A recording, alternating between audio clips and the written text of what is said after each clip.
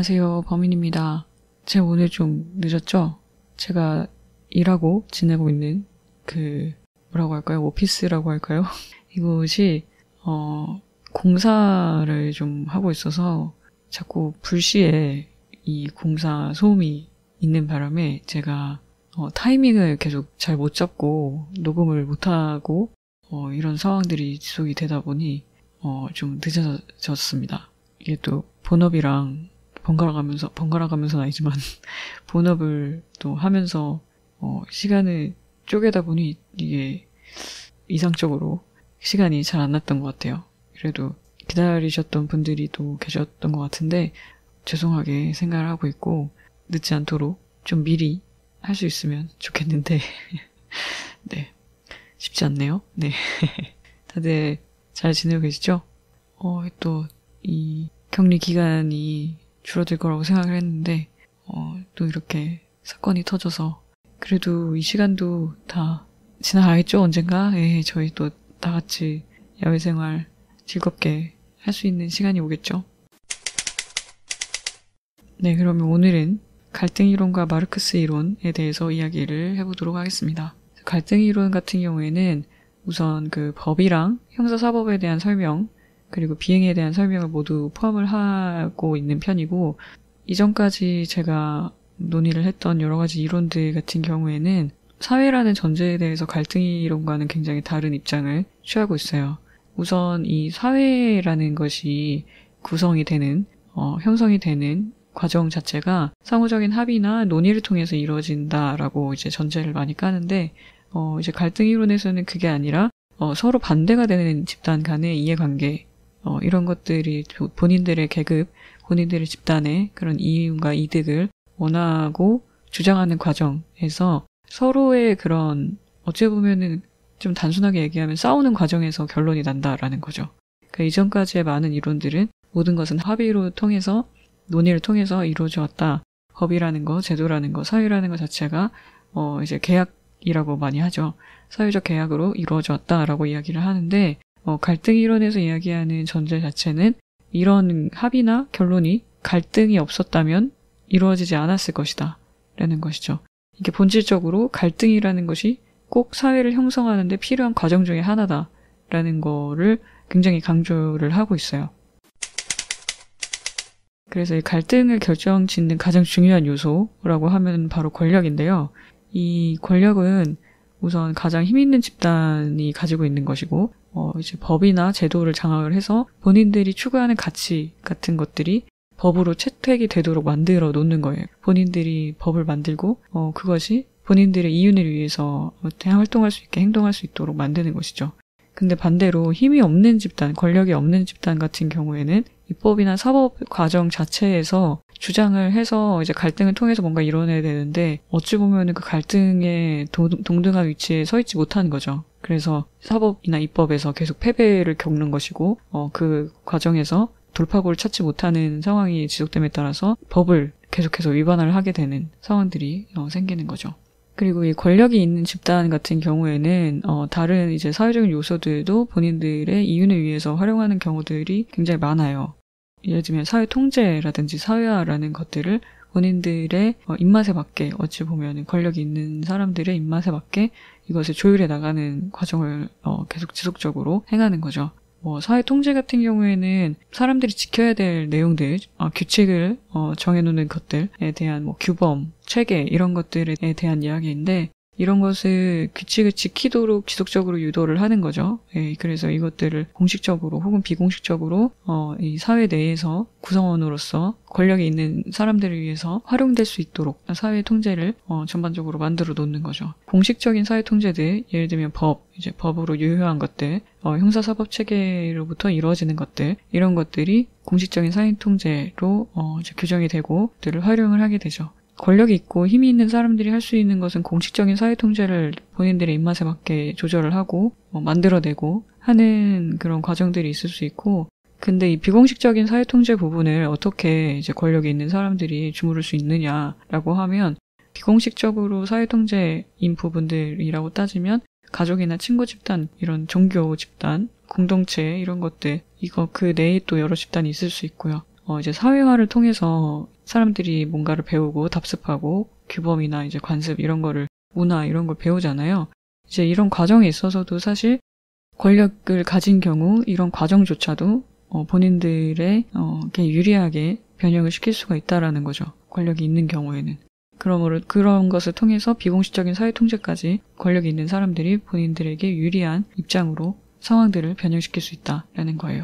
그래서 이제 그런 갈등들을 최소화시키기 위해서 항상 이제 권력에 있는 입장에서 노력을 하는 거고, 이제 대등한 입장에서 갈등을 겪지 않아야 본인들만 이득을 얻는 그런 상황으로 계속 이어질 수 있기 때문에, 이런 갈등이라는 것 자체가 사실 나쁘게 표현이 되는 것은 아닌데, 이제 갈등이라는 것이 생기고, 이제 권력이라는 격차가 생기면서 그 사이에서 나타나는 이 갈등이라는 것이 굉장히 불합리한 경우들이 많다라는 거죠.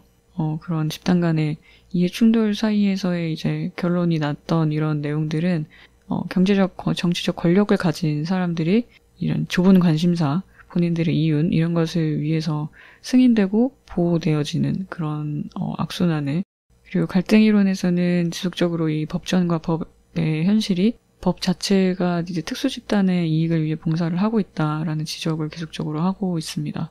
그 정상적인 행위와 비행의 정의 자체를 권력이 있는 사람들이 정하기 때문에 이 범죄 정의가 어떻게 수립되느냐부터 어떻게 적용되느냐까지 사실 권력이 있는 사람들이 모두 입법을 하고 그것을 시행까지 하고 있는 상황에서 여기 갈등 이론에서의 범죄와 그 적용은 어떻게 판단이 되냐면, 범죄 정의는 공공정책을 형성하는 힘을 가진 세력들의 이익에 의해서 이제 갈등 자체를 일으키는 행위로 일단 정의가 되고요.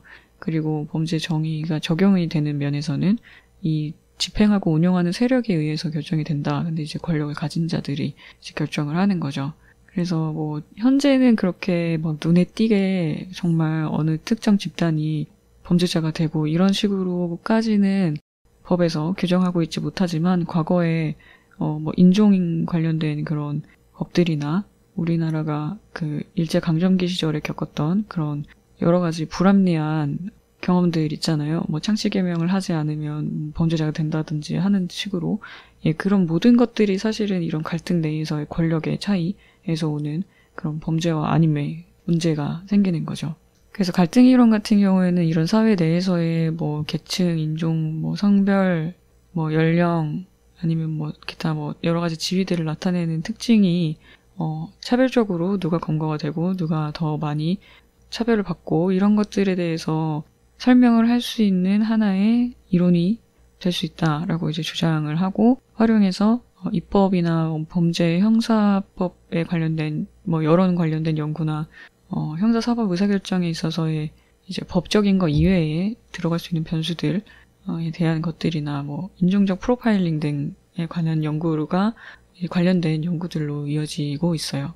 근데 이제 문제라고 하기는 좀 그렇고, 이것을 그 현실적으로 경험적으로 검증해내기가 어려운 것이 사실이고, 이 환경 제도나 이 법 관련돼서 어떻게 이 법들이 형성이 되고 불합리한 법들이 있었고 이런 것들에 대해서 설명할 수 있는 하나의 요소나 배경 지식이 될 수는 있지만, 배경 이론이 될 수는 있지만, 구체적으로 어떤 정책적인 변화를 통해서 범죄를 줄일 수 있고 이런 것은 사실 좀 알아내기가 어려운 면이 있죠.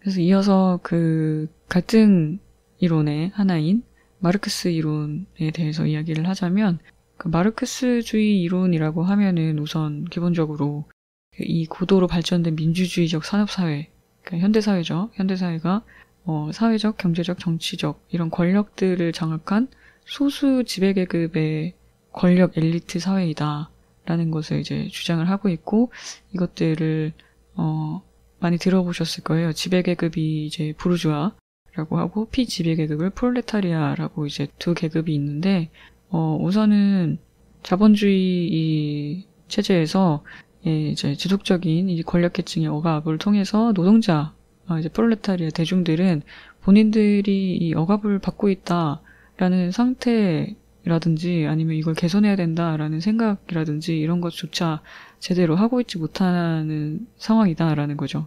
그래서 이것을 다 깨닫고 대중들이 깨닫고 프롤레타리아들이 이제 봉기를 해서 혁명을 한 후에 경제적, 사회적 평등 그리고 정치적 국가 이런 거 다 사라지고 법이 없는 그런 계급이 없는 사회, 이게 바로 그 공산주의 체제의 발전을 주장을 했던 게 마르크스주의 이론이라고 볼 수 있는데, 이게 범죄학으로 이제 적용이 되면서 이것을 가장 크게 주창한 범죄학자는 퀴니라는 범죄학자가 있었어요. 마르크스가 이야기하는 것이 이 현대 사회에서의 자본주의가 큰 문제이다라는 이제 결론을 낼 수 있잖아요. 퀴니도 이 사회에서 존재한 많은 것들 중에 범죄라는 것도 어찌 보면은 이 마르크스가 얘기하는 프롤레타리아와 부르주아 사이의 투쟁, 이것의 부산물로 생길 수 있는 것이 아니냐라는 이제 주장을 하기 시작합니다. 그래서 이제 각 계급 사이의 세부적인 갈등은 크게 중요하지 않고 부르주아와 이 프롤레타리아 사이에서의 문제점, 갈등의 하나의 산물로서의 범죄를 이야기를 하죠. 그래서 주장을 하는 여러 가지 사안들이 있었는데, 그 중에 그 실업과 구금 관련된 관계성을 주장을 하기도 했어요. 그래서 이 사회 자체가 부르주아가 이제 프롤레타리아를 활용해서 생산력을 높이고 본인들의 이윤을 창출하는 그런 사회로서의 역할을 하고 있다라고 이야기를 하면서, 이 잉여 인력이라는 사람들, 이제 직장이 없는 사람들, 실업자죠. 실업자들 같은 경우에는 이렇게 잉여 인력이 될 경우에 사실 생산자 입장에서는 이 생산을 위해서 본인의 공장에 들어와서 일을 해줘야 되는데, 그렇게 하지 않고 다른 쓸데없는 생각, 그러니까 그들 입장에서는 쓸데없는 생각, 예를 들면 프롤레타리아로서의 자각, 아니면 혁명적인 생각, 이런 것들을 할 시간이 주어질 수 있다는 거죠. 그래서 이제 이런 거에 도움이 안 되잖아요. 이제 지배계급 입장에서는 그런 생각을 하는 것 자체, 그리고 잉여 인력이 되는 것 자체가 도움이 안 되기 때문에, 이런 사람들을 그러면 어디에다가 어찌 보면은 이 노동력을 보관할 수 있느냐 했을 때, 그게 바로 교도소, 구금이라는 거죠. 그래서 그것에 관련돼서 이제 관련성을 이야기를 하기도 했어요. 근데 중요한 점은 실제로 마르크스 같은 경우에는 범죄 행위에 대해서 언급을 한 적은 없어요. 이 사회가 어떻게 구성이 되고, 이런 현대의 우리가 가지고 있는 자본주의와 이런 문제점, 프롤레타리아, 부르주아 이런 문제점들에 대해서는 이야기를 했지만, 사실 범죄가 어떻게 일어나고 왜 범죄가 일어나고 이런 것에 대해서는 진짜 한 번도 언급을 한 적이 없거든요. 단지 다른 학자들이 그런 마르크스주의적인 생각을 이제 범죄에도 하나의 현상으로서 끌어와서 이제 설명을 하게 된 거죠. 그래서 마르크스주의 범죄학의 이론들은 근원적으로 이 범죄자의 원래 이 행위의 근원, 왜 그 행위를 하는가, 이거보다는 구조적으로 왜 그 범죄들이 이 현상들이, 범죄와 관련된 현상들이 일어났고, 그것을 어떻게 하면 이 지배계층과 피지배계층, 특히 자본주의로 인한 이 부르주아와 그 프롤레타리아의 사이에서의 이 관계성으로 설명을 할 수 있는가에 대한 것에 좀 더 많이 집중을 했던 그런 이론이었습니다. 그래서 이 갈등 이론이랑 마르크스 이론, 갈등 이론 내에 있는 또 마르크스 이론이죠. 이게 사회 제도, 구조, 아무튼 이제 좀 거시적인 관점에서 범죄 현상을 바라보고 있고, 근원적인 범죄 원인에 대해서도 제도, 사회적인 구조 이런 그 시각으로 평가를 할 수 있는 부분이 있죠. 이게 또 한계인 것과 동시에 사실은 또 확장성을 가질 수 있는 부분이기도 하다고 생각을 해요. 어찌 보면은 굉장히 뜬구름을 잡는 이야기, 저희가 이때까지 얘기한 많은 범죄학 이론들 중에 가장 거시적이고 철학적인 이야기들이었다고 생각이 되실 것 같아요. 또 갈등 이론 자체가 포함할 수 있는 여러 가지 갈등들이 있잖아요. 이제 그 중에 오늘은 마르크스 이론에 대해서 잠깐 이야기를 해봤는데, 다른 계열이라고 볼 수 있겠죠. 젠더론적인 관점에서 이 범죄를 볼 수 있는 페미니즘 범죄학 이론에 대해서 다음 시간에는 이야기를 해보려고 합니다. 다음 시간에는 이 공사와 관련된 소음이 조금 줄어들어서 제때 제가 원하는 시간에 녹음을 하고 올려드릴 수 있도록 최선을 다하겠습니다. 네, 그러면 남은 이번 주도 즐겁게 보내시고 다음 주에 저는 다시 뵙겠습니다. 감사합니다.